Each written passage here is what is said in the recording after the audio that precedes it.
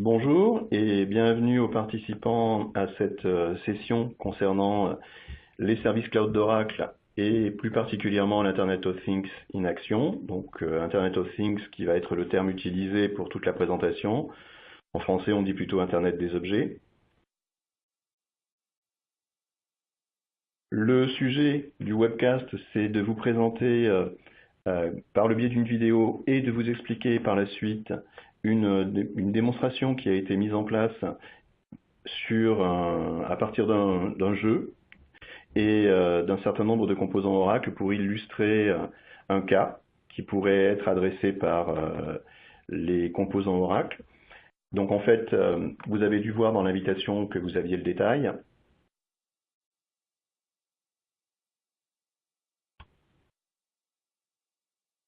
Et donc si je commence, eh bien l'Internet of Things, ou l'Internet des objets, c'est quelque chose qui est de plus en plus présent, qui s'adresse à différents domaines. Donc vous en avez quelques-uns qui sont illustrés ici. Vous avez le domaine de la sécurité, de la logistique, de la distribution, de tout ce qui est énergie, de tout ce qui est facilities management, de tout ce qui est fabrication, de tout ce qui est assurance, ou plutôt également le domaine du facilities management. On a aujourd'hui à peu près une projection à 2020 d'avoir 50 milliards d'équipements connectés. Et déjà aujourd'hui, on a environ 8 zeta-octets de données en 2017. Et donc bien sûr, il y a une croissance considérable. Et on va pouvoir, grâce à toutes ces informations, imaginer d'autres types de solutions que l'on peut proposer.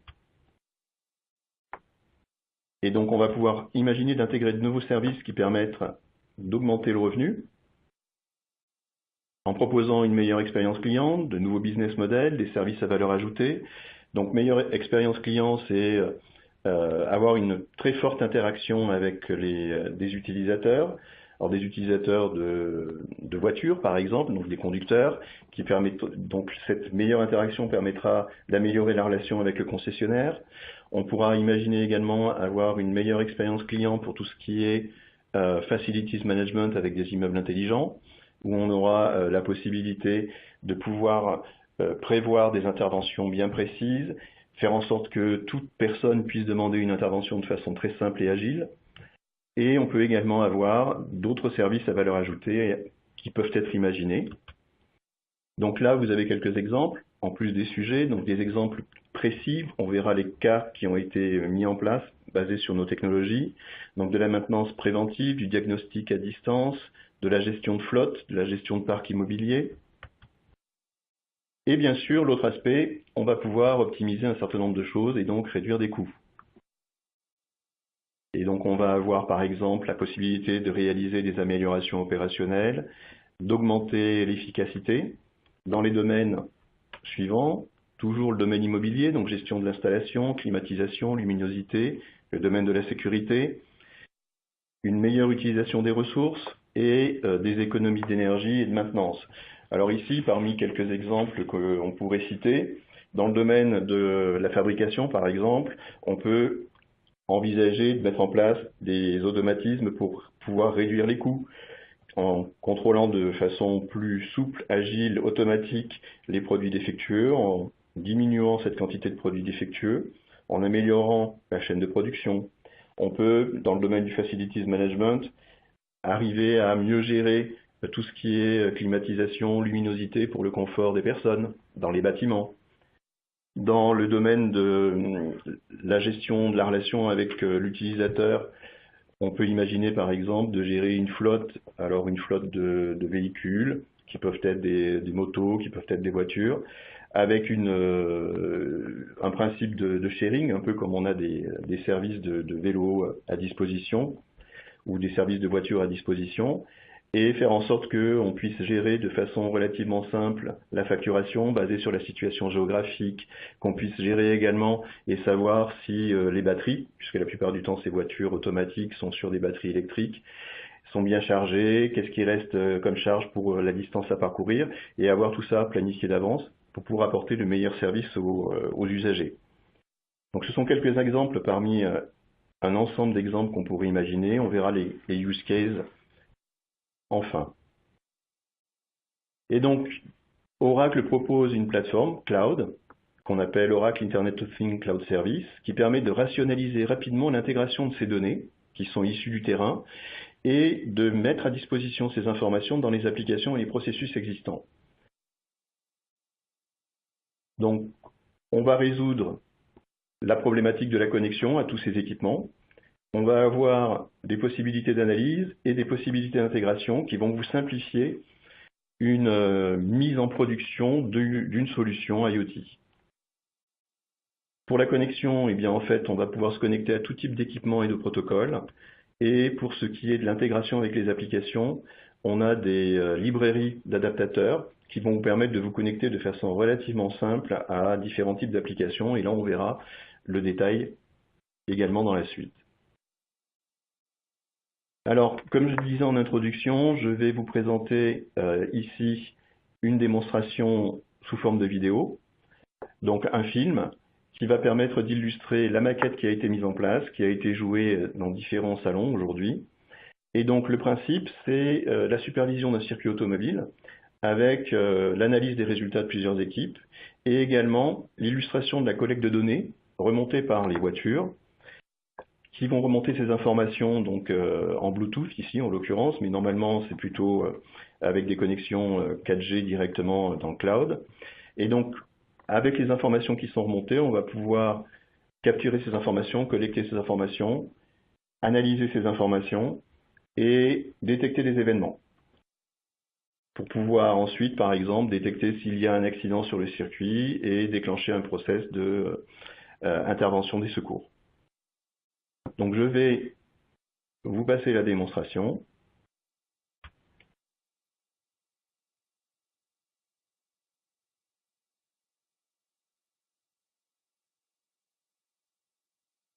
Vous avez le lien sur la page d'accueil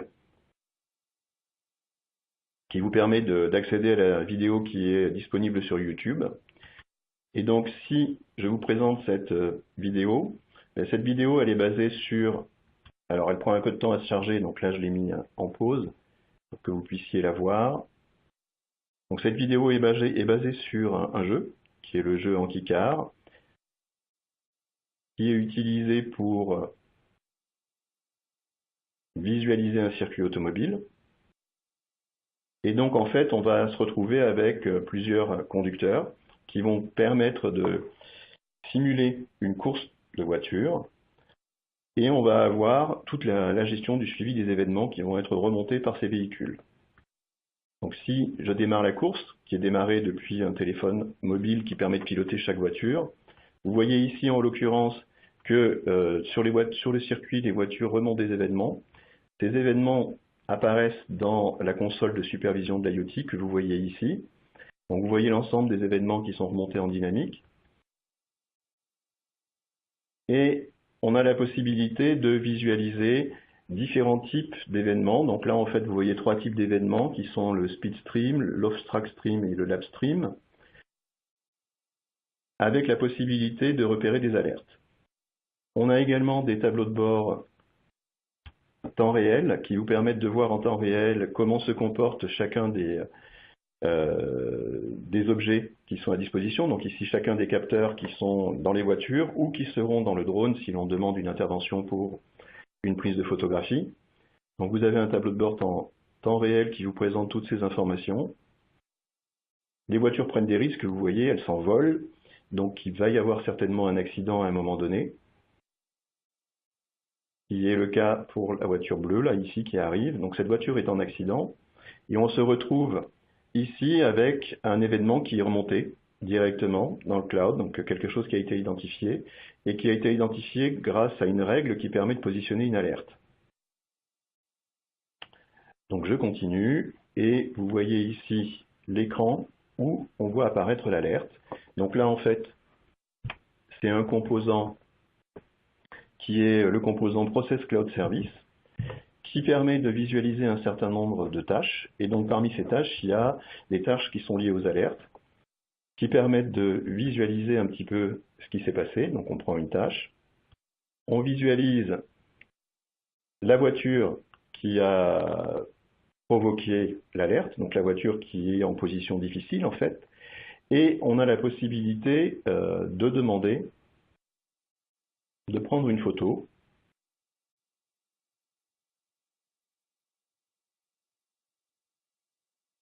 Ce qui va provoquer le décollage d'un drone qui va aller prendre une photo pour pouvoir être capable, sans savoir à se déplacer, de visualiser et prendre la décision des meilleurs secours à envoyer et de savoir si c'est vraiment une situation grave ou pas.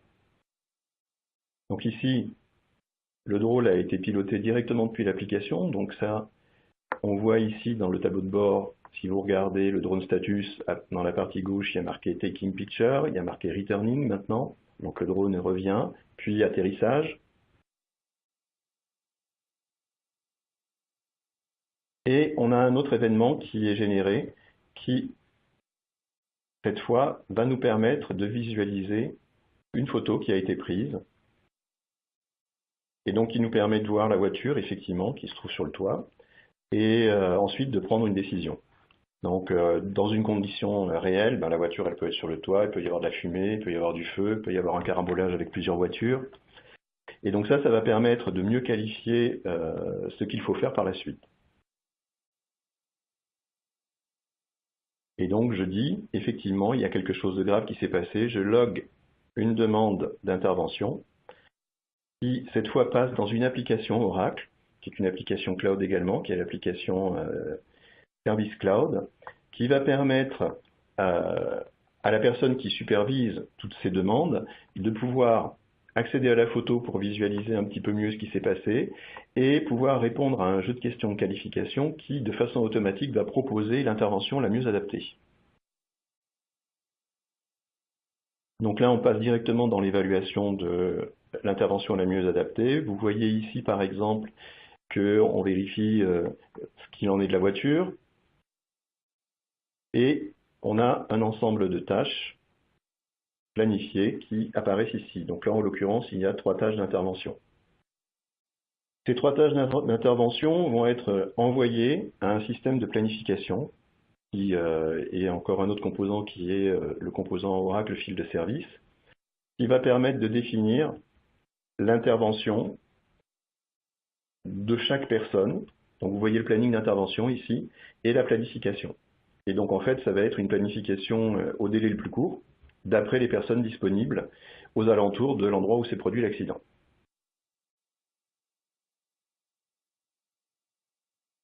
Donc on voit ici les différents types d'interventions, qui intervient, quelle est la voiture qui est en cause, et bien sûr ensuite on peut terminer avec une analyse complète plutôt à froid cette fois, contrairement à tout à l'heure où on était en analyse à chaud. Donc une analyse complète plutôt à froid grâce à un outil d'analyse décisionnelle où vous voyez ici par exemple l'analyse de la course avec les voitures, la voiture qui a gagné et le classement de l'ensemble des voitures. On peut avoir différents types de visualisation. Donc ici c'est les positions des voitures en fonction des nombres de tours, qui étaient en première position, qui étaient en deuxième position.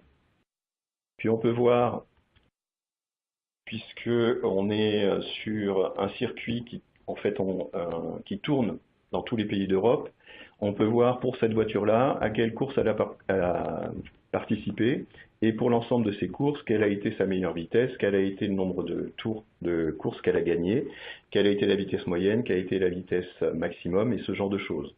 Donc on peut avoir cette fois une analyse complète, transverse, qui est une analyse à froid. Donc là, par exemple, j'étais sur Amsterdam, mais du coup, je peux aller visualiser pour Paris, quelle était sa vitesse moyenne, quelle était sa vitesse maximum. Et j'ai également, en dernière étape, la possibilité d'aller voir un petit peu ce qui s'est passé sur les différentes courses. Donc tout ceci, ce sont des exemples de ce que l'on peut mettre en place. Donc une solution complète, une identification d'après remontée d'informations terrain d'une gravité d'accident, la prise de décision de la meilleure opération ou intervention nécessaire et une analyse complète globale à froid pour arriver à pouvoir un petit peu prévoir et se rendre compte par exemple que c'est rarement la même voiture qui gagne ou que c'est toujours la même voiture qui est la dernière, donc il y a peut-être des choses à reviser sur la voiture et ce genre de choses. Je vais revenir à la présentation slide.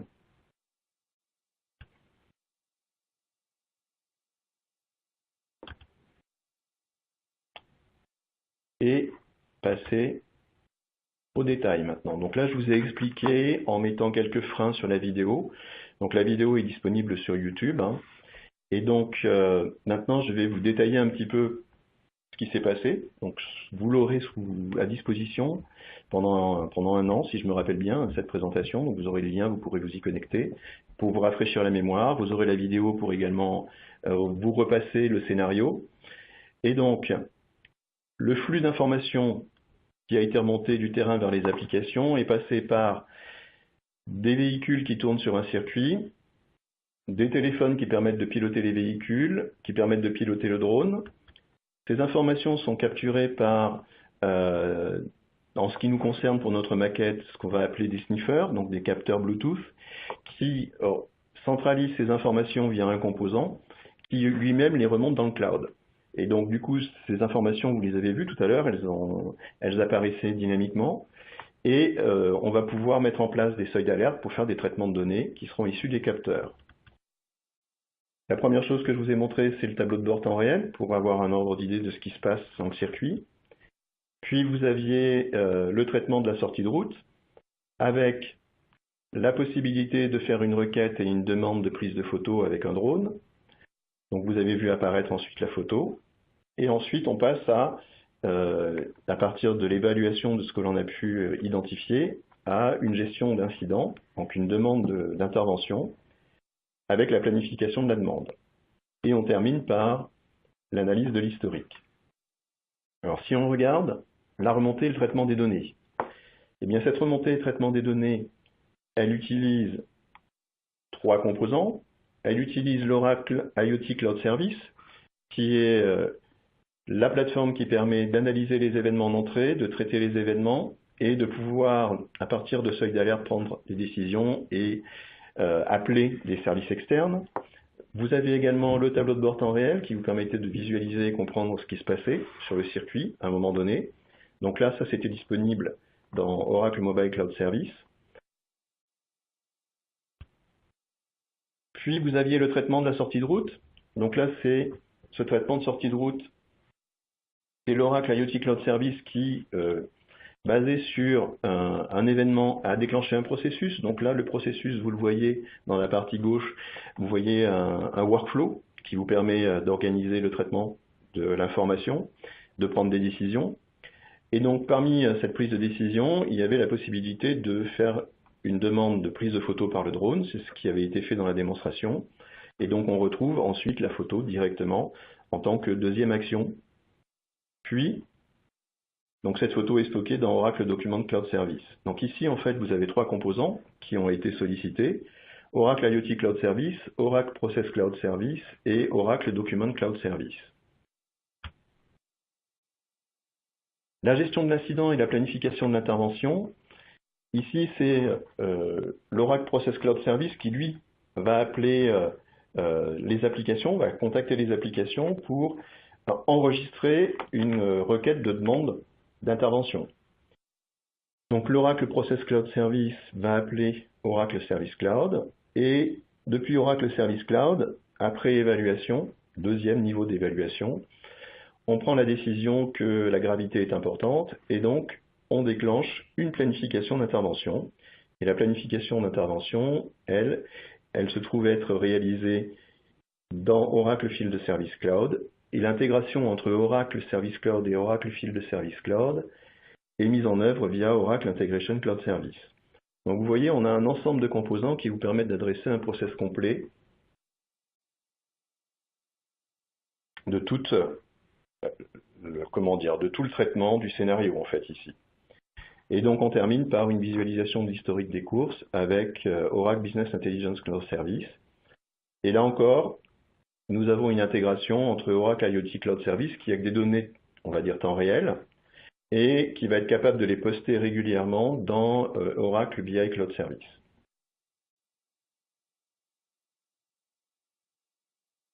Alors si je viens plus en détail sur Oracle Internet of Things Cloud Service avec ce que cela propose, et qu'on essaie de voir un petit peu plus tout l'écosystème qui tourne autour et toutes les intégrations, pour que vous ayez bien conscience de tout ce qui peut être réalisé par l'ensemble des composants Oracle. Donc l'Oracle Internet of Things Cloud Service propose des connexions qui réalisent une abstraction de la complexité de la connectivité aux équipements. Donc en fait, comme je vous l'ai dit tout à l'heure, vous pouvez pratiquement récupérer les informations de tout type d'équipement et qui vont vous permettre de standardiser l'intégration de ces différents équipements. Donc globalement, vous avez ce qu'on appelle une virtualisation des périphériques, une virtualisation des équipements, qui va rendre possible un traitement plus facile par la suite. Vous avez pour la partie analyse du nettoyage, de l'enrichissement de données et de la détection d'événements temps réel pour du déclenchement d'intervention par exemple. Et en intégration, eh bien en fait, on a de l'intégration avec les applications d'entreprise et on a ici 3 grands points de sortie de l'IoT qui sont l'intégration avec la BI et le Big Data, l'intégration avec le processus de traitement automatique, donc le workflow de traitement, et puis l'intégration avec la mobilité. Et tout ça, bien sûr, dans des contextes applicatifs métiers.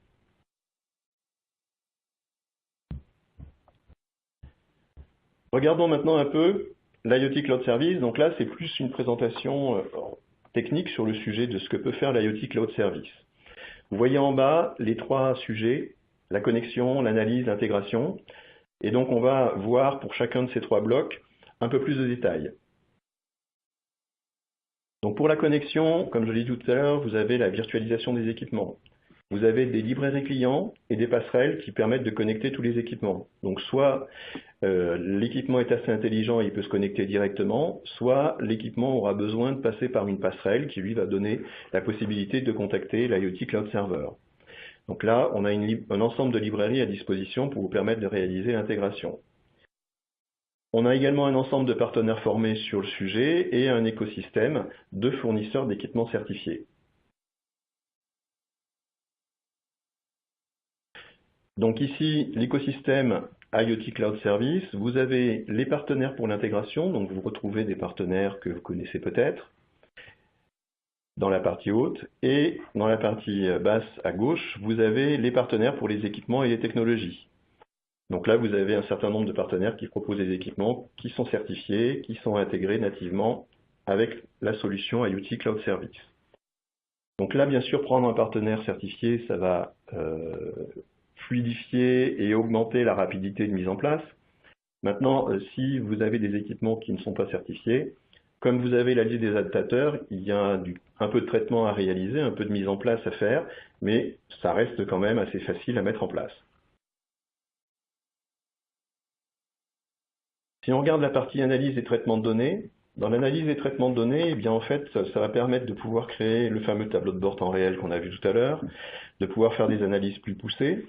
Et donc, en fait, vous allez avoir un ensemble de ce qu'on appelle des smart libraries, donc des bibliothèques d'algorithmes de machine learning, de prédiction et des fonctions de traitement temporel qui sont à disposition. Vous allez avoir également ce qu'on appelle le data links et apps objects, donc en fait la possibilité de combiner ces données, qui sont des données temps réel, directement dans la plateforme IoT, avec des informations qui sont par exemple des informations de référence. Donc vous avez quelque part un référentiel qui vous indique les taux de panne moyens ou classiques pour tel type d'équipement, ou qui vous indique le taux d'occupation de telle et telle chose. Et donc vous allez pouvoir combiner ces infos avec ce qui est remonté en temps réel et utiliser ces infos comme seuil pour arriver à déclencher des alertes par exemple. Vous avez bien sûr le traitement des événements en temps réel et vous avez la possibilité de faire des analyses plus poussées avec soit du code Java, soit du code Spark pour le traitement de flux de données et éventuellement le traitement et la combinaison avec du Big Data. Et le dernier point, qui est le point intégration, qui est vraiment un point fort de la solution avec le point connexion en amont. Vous avez ici pratiquement aucun effort d'intégration avec les applications Oracle, c'est natif. Donc vous voyez qu'ici on peut s'intégrer avec Service Cloud, l'iBusiness Suite, JD Edwards, les applications Fusion. Donc là on est dans le monde Oracle, on est avec le vocabulaire Oracle. Peut-être que vous ne connaissez pas toutes ces applications, mais je vous invite à regarder chez vous ce qui est disponible. Peut-être que vous avez, ou voire même certainement vous avez certaines de ces applications-là. Ensuite, pour d'autres types d'applications, vous allez avoir des bibliothèques d'adapteurs. Donc en fait, pour la mobilité, on va pouvoir passer par un adaptateur pour pouvoir mettre à disposition des tableaux de bord en mobilité. Pour la BI, on a un adaptateur qui poste les données régulièrement dans BI Cloud Service. Et puis, on peut également poster ces données dans Storage Cloud qui apporte un stockage persistant sur vraiment du long terme, qui permettra après de faire de l'analyse de type Big Data en fait.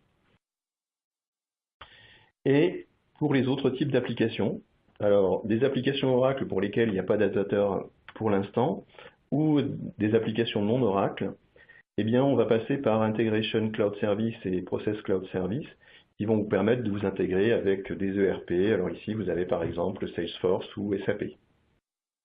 Et donc, parmi les ensembles de références que l'on peut avoir, on a des clients qui font de l'intégration avec SAP et Salesforce, justement.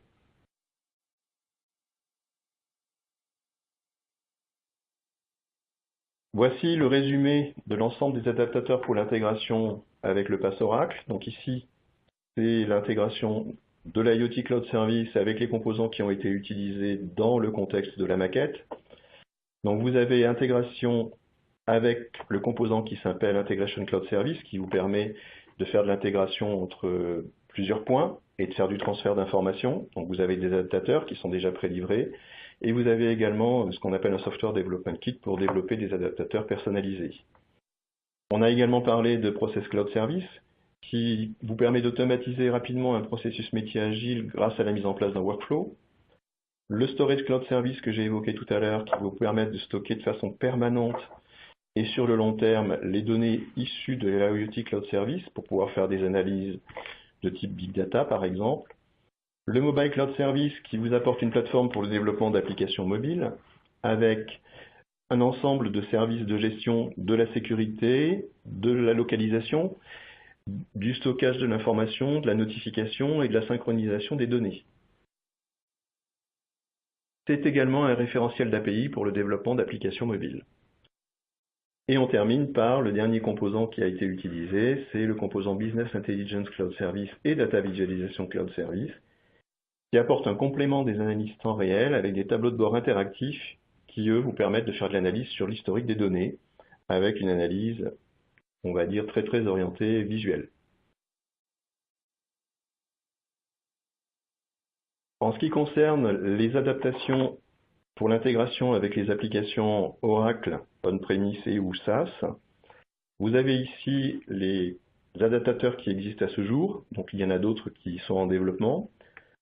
Vous vous intégrez avec la Business Suite, donc par exemple ici, des exemples de ce qui a été réalisé, c'est une intégration pour la rationalisation de la maintenance des équipements et la gestion des interventions, avec le composant e-Business Suite Enterprise Asset Management. D'autres réalisations concernent la supervision de la qualité et du rendement des équipements. Donc cette fois, c'est plutôt avec e-Business Suite Manufacturing Operation Center. Pour Service Cloud, bien en fait, on va pouvoir améliorer l'expérience client multicanal basée sur des données et événements issus des équipements. On peut également mettre en place des process de configuration et de dépannage des équipements à distance.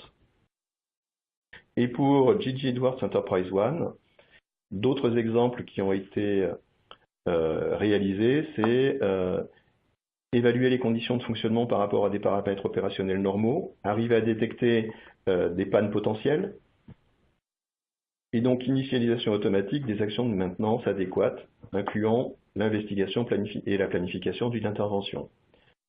Donc vous voyez, ce sont des choses qui correspondent réellement à des besoins réels, et en plus on va raccourcir les temps de traitement, on va raccourcir les process, ce qui va permettre d'améliorer la qualité opérationnelle, et donc bien sûr de réduire les coûts dans ce domaine-là. Voici quelques exemples de déploiement IoT. Alors là, le sujet, c'est essentiellement de la supervision à distance.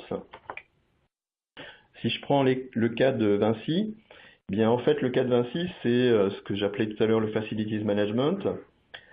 C'est la possibilité pour des nouvelles générations d'immeubles intelligents avec supervision distante basée sur des capteurs, de pouvoir réduire le nombre d'interventions à celles vraiment nécessaires, donc réduire ce qu'on appelle en anglais anglais, ça s'appelle le truck roll. Donc le truck roll, c'est j'ai envoyé quelqu'un se déplacer pour faire une intervention, mais en fait, il n'y avait pas vraiment besoin. Ça aurait pu être réglé par téléphone, ça aurait pu être réglé de façon automatique à distance.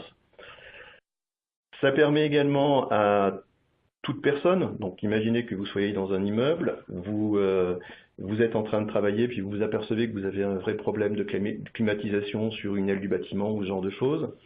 Ça permet à une personne qui est responsable ou qui est contact pour ce genre de choses d'avoir une application sur le téléphone pour demander une intervention directement. Ça permet également de réduire le temps de la réparation, le temps de l'intervention. Donc ça, c'était pour le Facilities Management avec Vinci. Pour ce qui est de GEMU, donc GEMU, c'est ce que l'on appelle un service. Alors, ils ont appelé ça Valve as a Service. Ça permet donc que GEMU intervient dans le domaine de la fourniture d'équipements pour des chaînes de production dans le domaine pharmaceutique, entre autres. Et en fait là, ce qui a été mis en place, c'est quelque chose qui permet d'augmenter la durée de vie et la fiabilité des composants utilisés dans les processus chimiques complexes, de prévenir les pannes, de réduire les arrêts de production. Et donc les différents composants qui ont été mis en place ici, c'est de l'IoT Cloud Service, bien sûr, du service ticketing et du CRM. Et dans la partie gauche, pour Vinci, je ne l'avais pas évoqué tout à l'heure, mais ce qui avait été mis en place, c'était de l'IoT Cloud Service, du Service Cloud et une intégration avec le RP SAP. Si on prend maintenant l'exemple de Berkshire, sur la partie gauche. Donc là, on est dans le domaine automobile. Donc dans ce domaine automobile, qu'a permis de réaliser la mise en place d'une solution basée sur de l'IoT, bien en fait, c'est la possibilité d'avoir des voitures connectées qui a permis d'améliorer la satisfaction du client et la relation entre le client et le concessionnaire en fait. Parce qu'en fait, on va pouvoir faire de la maintenance préventive d'après les différents capteurs qui sont dans les voitures. Donc là, en fait, vous voyez apparaître intégration OBD2. Donc là, c'est la technologie qui est disponible côté véhicule pour pouvoir remonter de l'information. Donc en fait, on s'intègre avec cette norme-là. Et on s'intègre également avec, par le biais d'une application sur la téléphonie, avec le conducteur pour lui permettre de planifier des rendez-vous de visite de maintenance du véhicule, de visite préventive, des rappels en fonction du kilométrage également, et puis d'autres types d'informations qui découlent des différentes informations remontées par les capteurs. Et d'un point de vue commercial, ça permet également de proposer des promotions ciblées en fonction du comportement du conducteur. Donc voilà quelque chose qui permet d'illustrer une amélioration de la relation avec son client, une optimisation également et une réduction des garanties sur les véhicules, puisqu'en fait si on fait de la maintenance préventive, ben en fait ça coûte moins cher que de remplacer des pièces. Donc vous voyez qu'en fait on a quand même beaucoup de use case, beaucoup de scénarios qui se prêtent à ce sujet. Et le dernier, qui est SoftBank ici, eh bien ce dernier scénario, c'est le principe du, alors là c'est pas le Vélib, c'est le Motolib en fait en gros, et donc ça permet de proposer à des usagers une cartographie des véhicules, de la disponibilité des véhicules, du taux de chargement de la batterie du véhicule, ce qui leur permet de savoir combien de kilomètres ils vont pouvoir assurer par rapport à je prends le véhicule à tel endroit, et également d'après le positionnement du véhicule, le positionnement géographique, d'arriver à définir une tarification un peu spéciale par zone. Voilà un petit peu ce qui a été mis en place également côté SoftBank. Donc tout ça, ce sont des exemples cas réels en production aujourd'hui.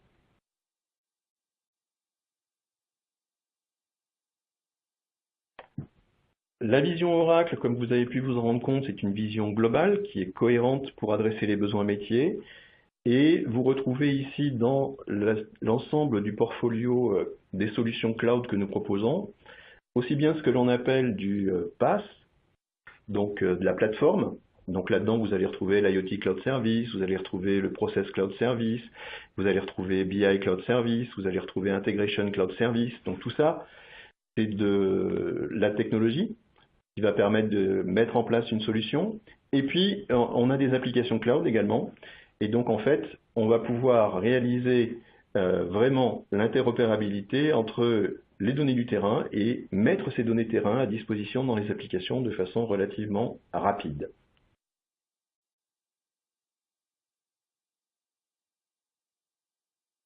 Pour terminer, je dirais que l'approche Internet of Things vue par Oracle, eh bien, c'est quelque chose que l'on vous propose pour être le plus complet possible, le plus intégré possible et bien sûr le plus simple possible à mettre en œuvre. Et c'est vraiment quelque chose qui est une réalité. Vous avez vu des exemples réels. Vous avez peut-être discuté déjà avec des clients qui l'ont mis en place. C'est vraiment quelque chose qu'il faut envisager dans le cas où vous voulez vraiment traiter le principe des Internet of Things, donc l'Internet des objets. Pour terminer, en étape ultérieure, ce que je pourrais vous proposer si vous êtes intéressé, c'est des présentations approfondies sur certains sujets précis. D'après le portefeuille de composants qui sont à disposition, bien en fait ici j'ai juste illustré une combinaison d'un certain nombre de composants pour un scénario. Maintenant vous avez peut-être d'autres scénarios qui vous plairaient. Vous avez peut-être des sujets bien précis, c'est-à-dire vous êtes plutôt intéressé par un composant précis. Je vous ai mis mon adresse email, vous pouvez me contacter. Je redirigerai vers le bon interlocuteur en fonction du sujet.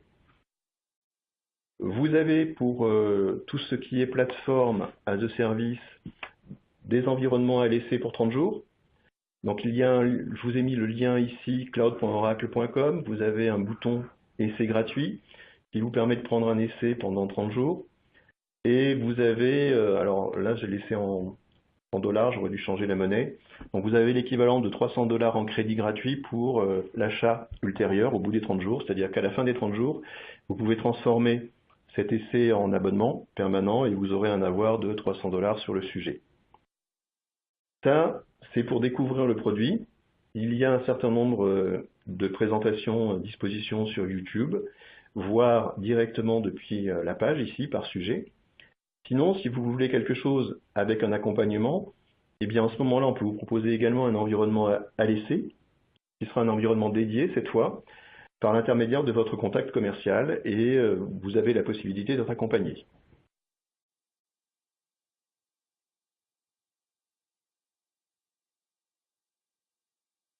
J'ai terminé pour la présentation.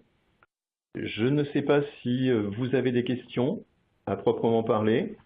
En fait, les questions, c'est quel domaine métier, par exemple, qui pourrait vous intéresser et quel type de service également vous préféreriez aborder. Donc ici, j'ai une question dans le Q&A. Donc le support de présentation. Donc là, vous avez la présentation à disposition pendant 1 an. On pourra mettre à disposition le support de présentation. Je vous l'enverrai en format PDF par email à ce moment-là. J'ai non, c'est toujours la même question. Toujours la même question.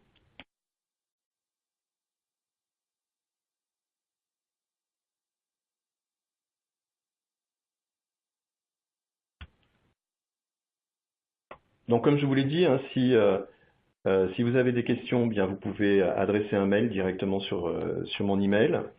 Ce que je vous demanderai, c'est que si vous posez une question, de la qualifier un petit peu, parce que sinon je serai obligé de vous recontacter pour un peu mieux qualifier. Donc indiquer parmi l'ensemble des composants qui ont pu être présentés ici, sur quels composants vous voudriez avoir plus de détails.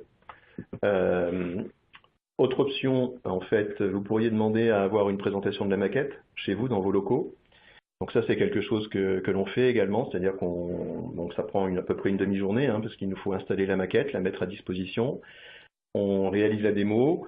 C'est peut-être plus parlant, puisque vous avez la possibilité de prendre la main sur le sujet, de mieux comprendre, de toucher les produits. Donc il y a une autre question, effectivement, c'est y aura-t-il d'autres démos lors de séminaires et salons dans les semaines à venir?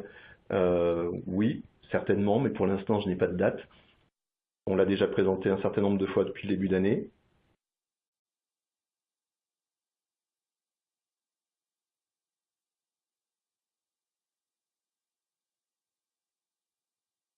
Si Si vous n'avez pas d'autres questions sur le sujet, donc n'hésitez pas à utiliser le Q&A pour poser vos questions. Si vous n'avez pas d'autres questions, bien, je suppose qu'on va être capable de terminer, puisque je n'ai rien à ajouter.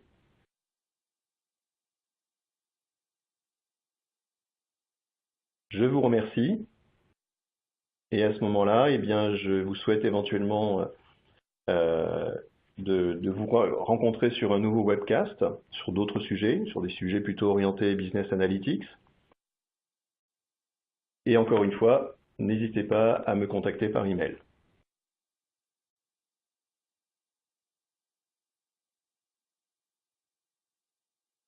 Donc je vais arrêter la présentation et comme je vous l'ai dit, vous avez déjà les éléments à disposition et je vous remercie. Je vous souhaite une bonne fin de journée.